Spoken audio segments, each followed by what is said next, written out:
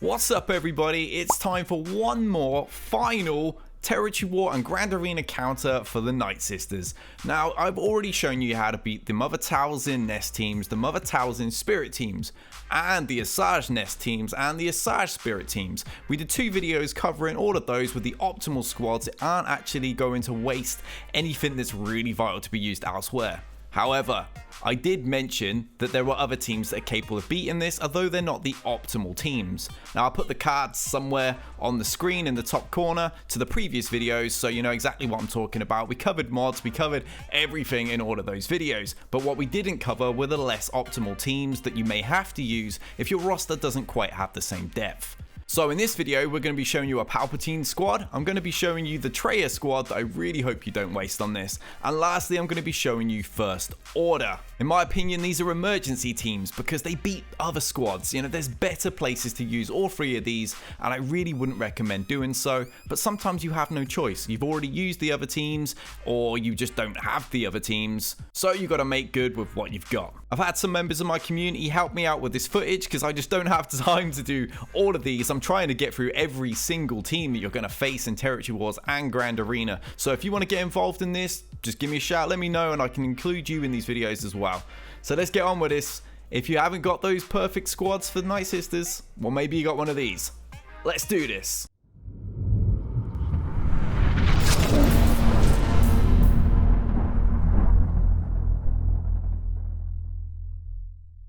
Let's get straight to that footage. Raider Hater 52 from Dark Empire Rebooted has sent in the First Order team. Obviously, we're going to want to spread turn meter as much as possible, and our target number 1 to kill has got to be Daka. No doubt we're going to, yep, exactly what I was suspecting. You're going to stun Nest. You don't want to get dazed, obviously. It's going to slow that turn meter train to a complete halt. And no doubt Kylo is going to hit someone that's stunned. Yep. Use that second special with Officer always so you can get his cooldowns done and you can get more turn meter spread back around to Executioner. After all, he's the one that's going to be killing absolutely everybody. What's he doing here then? Stun? Yep, smart thing to do. Spread those stuns around to whoever's going to get like the next turns really. And obviously Asajj just the ability to take away all your buffs. You don't really want that. You want to keep advantage on there for big hits. It looks like this is going pretty well. Daka is going to go down to 1 big hit. There she goes.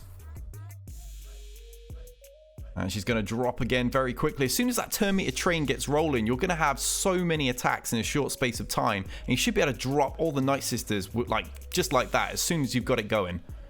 There you go. Daka's gone twice, so the next kill is, that's it. She's not coming back. He's going to spread that. Executioner loading up. Unfortunately, he got stuck on zombie. That's really unfortunate. I would have probably stunned the zombie instead of Daka just there so that I could have then killed Daka straight after. But this will be absolutely fine. I don't think he's in any danger of losing whatsoever. Back to Executioner. He's really getting unlucky with his Executioner. Always on zombie. Right, could probably take out Nest with that actually. But probably best to get Daka out the way anyway. Who's he going for? Gonna wear her down, probably so we can kill them all with a big AoE afterwards. Wonder if that was the plan. No, he actually went with Nest on that one. Okay, fair play. You can see this isn't that difficult. I mean, I would attack this slightly differently to Raider Hater, and we'd both be winning, so it's not really going to matter. Right, that's that team down. We're going straight into Lord Vader from Shadowlands now. He uses a Palpatine squad. With this, really what you want to do is going to spread shock about as much as you can because you're going to reduce the max health of the enemy on the start of their turn. Get some big stuns around. Now this team, this is not going to work against Nest. I tell you that right now. It's going to be very difficult to get Nest down with this. You might stand a chance, but I really wouldn't gamble with it. Now, First Order, they're going to handle Nest. They're probably going to handle the Spirit version as well, but I'd probably stick more to Nest because Spirit can just increase those stuns and would just get a bit annoying. Okay, I'm guessing... I'm not too sure why he's carrying on with her. She's currently shocked. I would probably have gone on to somebody else then. But it's likely just reducing max health on everybody at the moment. I would guess that is what he's looking for, which is a smart thing to do. the weaker you get them, you're going to be able to kill them all at once, which is usually the most effective way to kill the Nightsisters. AoE attacks. In the early days, you could have really, really good success with the likes of Wedge, Biggs, Lando, because there was just so much AoE. But then Zombies rework came in and everything changed.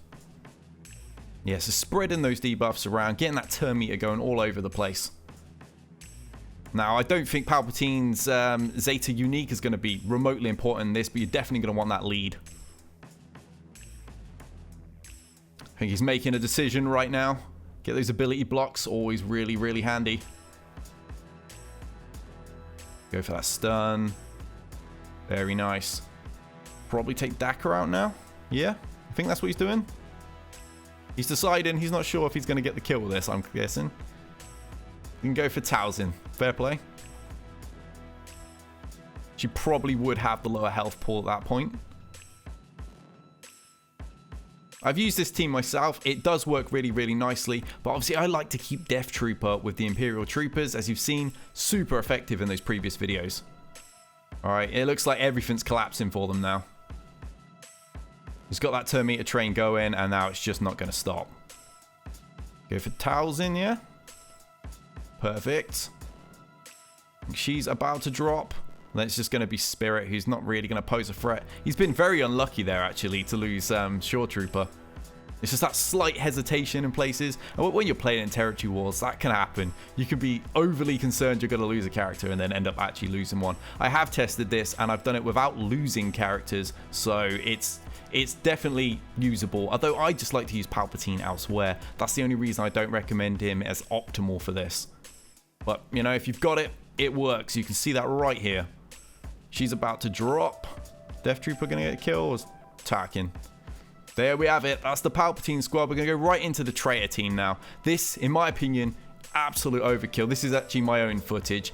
I don't even really go for any sort of like concern in my attack order or anything. I just kind of do what I feel like, because you're never at any risk of losing. I've managed to lose once on purpose, trying to get the mods as bad as possible. In the end, I pretty much took every mod off, and that was the only way I could lose. So you're not at any risk of losing. This is just a waste, in my opinion. Unfortunately, if you don't have Darth Revan, then it's fine, you can stick Basta in here.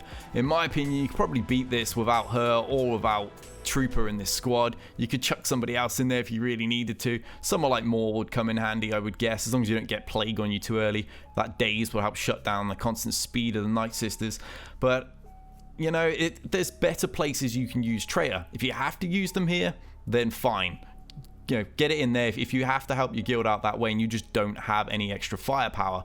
Obviously, when it comes to Annihilate, as you just saw, get rid of Talzin first. Once Plague is gone, this team is nothing. And Zombie can't help bring her back, neither can Daka. She's going to be completely gone out of the battle because of Annihilate. Keep those drains coming, help control the team. You can isolate Zombie. The trouble is, if you kill anybody with anything other than Annihilate, Isolate's going to disappear off there anyway. So I like to wear the enemy down, but not actually kill anyone until my first Annihilate. Otherwise, you end up wasting that Isolate, and you get this annoying loop where every time it's Nihilus's turn, Zombie is taunting, and you don't want that. As you can see, I've not even really bothered with Isolate here. One perk with it, obviously, is you're gonna help out Nihilus. But it's just not massively needed. You can see I'm just kind of doing whatever I feel like, and I'm at absolute no risk of losing.